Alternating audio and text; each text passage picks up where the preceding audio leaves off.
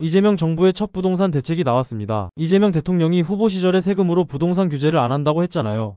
그래서 정권 초기인데 처음부터 말을 바꿀 수 없으니까 어쩔 수 없이 세금 규제는 못하고 대출 규제를 한 것이에요.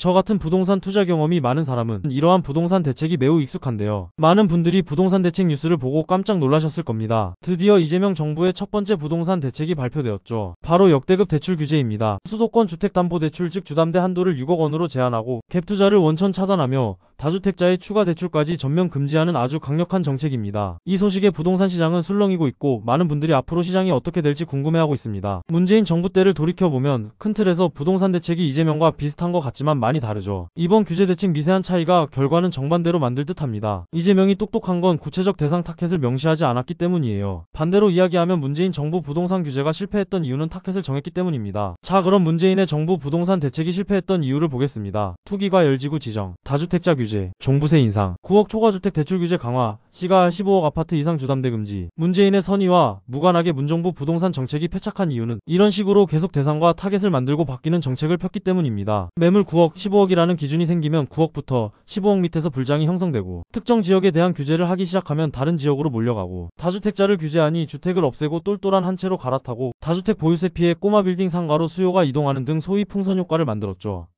그러면서 업무시설 오피스텔, 지식산업센터, 꼬마 빌딩 등 부동산으로 몰릴 수 있는 법인사업자, 대출 등은 방치하는 등 악수를 둡니다. 폭탄은 투하했지만 퇴로는 열어두었고 투기 세력이 옮겨갈 곳들은 사실 폭격하지 않았습니다. 반면 이재명의 규제는 찔끔찔끔 여러 번도 아니고 그냥 대상 타켓 없이 매물 가격에 대한 규제 아닌 대출 가격에 대한 규제. 전국구 대출 6억이야. 6억까지 대출해준댔지. 6억까지 풀로 땡겨준다. 이 소리는 안 했다. 5억다리에 몰리는 것도 차단해버립니다. 소득 수준 신용에 따라 다르게 적용되도록 촘촘하게 만들어 놓았죠. 전쟁에선 적의 총알이 어디를 향하는지 안 보이는 것만큼 무서운 게 없지요. 이재명 문재인 정부처럼 수차례 찔끔찔끔했던 걸 타켓 정하지 않고 한 큐에 벙커버스터 폭탄 투하하듯이 이번에 퇴로까지 인정사정 없이 때린 겁니다. 장담컨대 부동산으로 인한 풍선 효과 그딴 거 이번에는 없습니다. 학습 효과 때문에 문재인 때처럼 다시 떡상하기도 힘듭니다. 떡상할 수 있는 원천 대출을 전방위로 막아버렸기 때문이죠. 이재명 폭탄 투척 이후 부동산강의 파리 유튜버들 난리 났던데 물려있는 자산 본인들 자산가치 하락하니 베네수엘라 타령, 좌발 타령, 중국 타령 2년 파리 했던 말 또 하고 되도 않는 소리들 갖다 붙이면서 발악하던데 이해는 하지만 제가 볼 땐 끝났습니다. 윤어게인 마냥 문어게인도 없을 겁니다. 한마디로 전세시대의 종말이고 월세시대의 시작입니다. 월세는 매달 꼬박꼬박 나가기 때문에 매물 가격에 대한 시장의 반응이 확실하죠. 밑바닥에서 그야말로 산전수전 다 겪고 독고다이로 대통령까지 올라간 이재명의 저력을 무시하면 안됩니다. 진짜 대단한 정책인 건 부동산은 논리와 이성이 아닌 심리라는 그 맥을 정확히 짚었다는 것. 투기가 아니 투자라고 항변하는 부동산 마니아들 이번에 마상이 상당할 겁니다. 이번 규제는 서민들 올라가는 사다리 걷어 치운 게 아니라 갭투기꾼, 부동산 투기꾼들 내려올 사다리를 빼버린 겁니다. 이 정책은 실패할 가능성이 크다고 생각합니다. 지금까지 수요 억제 정책이 성공한 적이 단 한 번도 없기 때문입니다. 과거에도 비슷한 대책들이 나왔지만 결과적으로 집값은 계속 상승했습니다. 수요 억제는 수요를 일시적으로 뒤로 미루는 것에 불과하고 결국 억눌린 수요는 언젠가 다시 터져나오기 마련입니다. 문제는 이러한 수요를 흡수할 충분한 공급이 없다는 점입니다. 당장 2027년 길게는 2028년까지도 공급 부족은 쉽게 해소되지 않을 전망입니다. 대표적인 사례로 과거 토지거래허가구역 해제 이후 강남 3구에서 거래량이 늘지 않았음에도 불구하고 집값은 크게 상승했던 점을 들 수 있습니다. 규제가 풀릴 때 몰려나온 수요가 공급 부족과 맞물리면서 가격이 급등했던 것이죠. 이번 대출 규제 역시 마찬가지입니다. 단기적으로 거래량은 줄고 시장은 잠시 안정될 수 있지만